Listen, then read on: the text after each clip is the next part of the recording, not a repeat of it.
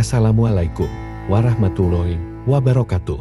Allahumma sholli ala Sayyidina Muhammad. Sahabat beriman, ghaibah menggunjing termasuk dosa besar. Namun sedikit yang mau menyadari hal ini. Melihat dalil yang menunjukkan bahwa ghaibah tergolong dosa dan perbuatan haram, bahkan termasuk dosa besar. Kata seorang ulama tafsir, Masruq, ghaibah adalah jika engkau membicarakan sesuatu yang jelek pada seseorang, itu disebut mengghaibah atau menggunjingnya. Jika yang dibicarakan adalah sesuatu yang tidak benar ada padanya, maka itu berarti menfitnah, menuduh tanpa bukti. Demikian pula dikatakan oleh Al-Hasan Al-Basri, Jami'ul Bayan an Ta'wili Ayil Quran 167. Ghaibah yang terjadi bisa cuma sekedar dengan isyarat. Ada seorang wanita yang menemui Aisyah radhiyallahu anha. Tatkala wanita itu hendak keluar, Aisyah berisyarat pada Nabi Shallallahu alaihi wasallam dengan tangannya untuk menunjukkan bahwa wanita tersebut pendek. Nabi Shallallahu alaihi wasallam bersabda, "Engkau telah mengghaibahnya." Hadis riwayat Ahmad 136. Ghaibah adalah membicarakan kejelekan atau aib orang lain. Utamanya, obrolan terjadi saat subjek yang dibicarakan tengah tidak sedang bersama orang-orang yang bergunjing. Dalam Kamus Besar Bahasa Indonesia KBBI, ghaibah artinya membicarakan keburukan kehaiban orang lain. Bergunjing. Dari Abu Hurairah bahwa Rasulullah Shallallahu alaihi wasallam pernah bertanya, "Tahukah kamu apakah gibah itu?" Para sahabat menjawab, "Allah dan Rasulnya lebih tahu." Kemudian Rasulullah Shallallahu alaihi wasallam bersabda, "Gibah adalah kamu membicarakan saudaramu mengenai sesuatu yang tidak ia sukai." Seseorang bertanya, "Ya Rasulullah, bagaimanakah menurut engkau apabila orang yang saya bicarakan itu memang sesuai dengan yang saya ucapkan?" Beliau berkata, "Apabila benar apa yang kamu bicarakan itu ada padanya, maka berarti kamu telah menggunjingnya. Dan apabila yang kamu bicarakan itu tidak ada padanya, maka berarti kamu telah membuat-buat kebohongan terhadapnya." Dosa ghibah sudah disebutkan dalam firman Allah Subhanahu wa Ta'ala berikut ini, "Hai orang-orang yang beriman, jauhilah kebanyakan prasangka, karena sebagian dari prasangka itu dosa. Dan janganlah mencari-cari keburukan orang. Jangan pula menggunjing satu sama lain. Adakah seorang di antara kamu yang suka memakan daging saudaranya yang sudah mati? Maka tentulah kamu merasa jijik kepadanya. Dan bertakwalah kepada Allah.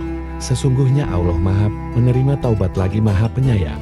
Quran Surah Al-Hujurat ayat 12. Asy-Syaukani rahimahullah dalam kitab tafsirnya mengatakan, Allah Subhanahu wa Ta'ala memisalkan ghibah, menggunjing orang lain, dengan memakan bangkai seseorang. Karena bangkai sama sekali tidak mengetahui siapa yang memakan dagingnya. Ini sama halnya dengan orang yang hidup juga tidak mengetahui siapa yang menggunjing dirinya. Demikianlah keterangan dari As-Sujat, Fathul Qadir 87.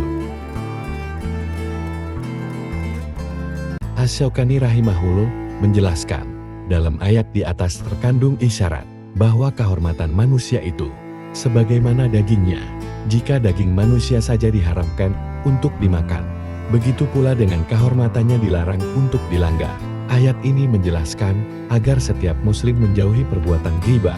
Ayat ini menjelaskan bahwa ghibah adalah perbuatan yang teramat jelek. Begitu tercelanya pula orang yang melakukan ghibah. Ibnu Jarir At-Tabari berkata, Allah mengharamkan menghibahi seseorang ketika hidup sebagaimana Allah mengharamkan memakan daging saudaramu ketika ia telah mati. Jami'ul Bayan an Ta'wili Ayil Quran 168. Qatadah rahimahullah berkata, sebagaimana engkau tidak suka jika mendapati saudarimu dalam keadaan mayit penuh ulat, engkau tidak suka untuk memakan bangkai semacam itu, maka sudah sepantasnya engkau tidak menggibahinya ketika ia masih dalam keadaan hidup. Jami'ul Bayan an Ta'wili Ayil Quran 169. Ghibah termasuk dosa karena di akhir ayat disebutkan Allah Maha menerima taubat. Artinya, apa yang disebutkan dalam ayat termasuk dalam dosa karena berarti dituntut bertaubat. Imam Nawawi juga menyebutkan bahwa ghibah termasuk perbuatan yang diharamkan. Syarah Sahih Muslim 129.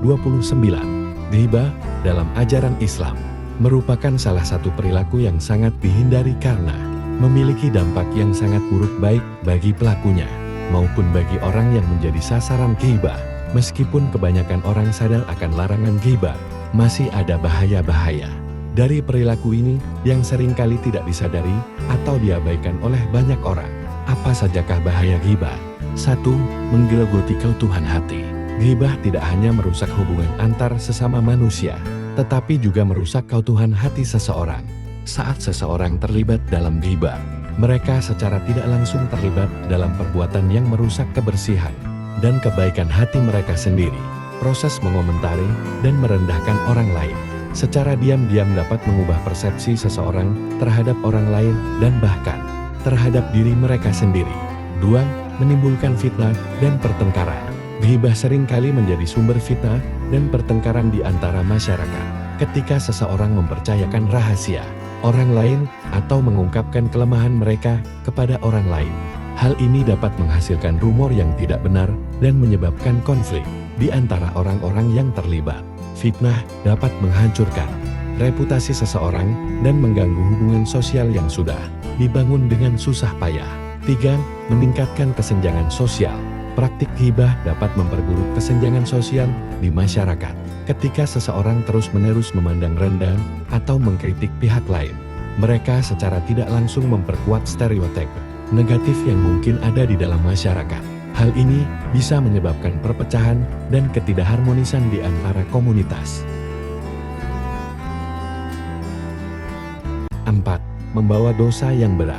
Dalam Islam, ghibah dianggap sebagai salah satu dosa besar yang berpotensi menghancurkan amal baik seseorang. Rasulullah Shallallahu Alaihi Wasallam pernah menggambarkan ghibah sebagai memakan daging saudara yang masih hidup.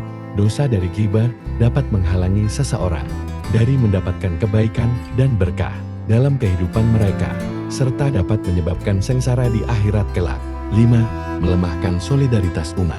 Ghibah juga dapat melemahkan solidaritas umat dan memperlemah kesatuan dalam masyarakat. Solidaritas dan persatuan umat merupakan nilai-nilai yang sangat dijunjung tinggi dalam ajaran Islam.